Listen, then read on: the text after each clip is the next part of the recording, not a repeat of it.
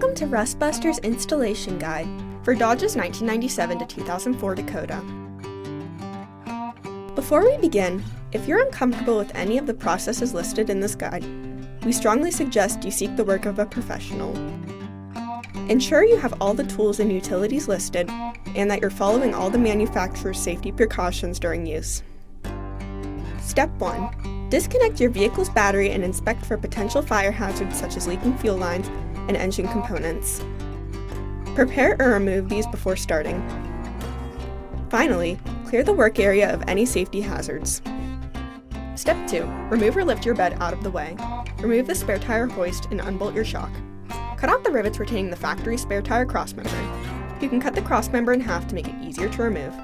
Then, punch out the rivets using a punch. Grind the frame for your rust and debris, revealing bare metal. Spray the work area with a weld-through primer to help prevent against rust development. Step 3. To install the replacement spare tire crossmember, we recommend removing the rear bumper for easier installation. You may also need to flare up the top of the frame rail to allow your crossmember to slide into place. Ensure that the shock mount is positioned toward the front of the vehicle. Then, slide your crossmember into place from the rear of the vehicle. You can tap it into place using a hammer. Once you have your crossmember in place, take the included hardware and screw them into place. You may need to use a punch or C-clamp to help with the alignment. Then, tighten your hardware with a 14mm socket and 15mm wrench. Step 4.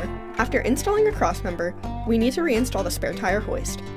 You can either reuse the factory one or replace it with a new one. To do this, slide your spare tire hoist up from the bottom of your crossmember and latch the hook onto the edge that sticks up on the top of your crossmember. Then, with your spare tire hoist in place, reinstall or replace the spare tire hoist hardware and tighten it with a 13mm socket. Step 5. If you bent the top of your frame rail upwards in Step 3, bend it back down with a crescent wrench. Finally, paint the part with primer or other rust inhibitor to help prevent or reduce the risk of rust formation. We recommend our Rustbuster Rust Converter and Primer Spray Paint. Reinstall your shock. Then you're done.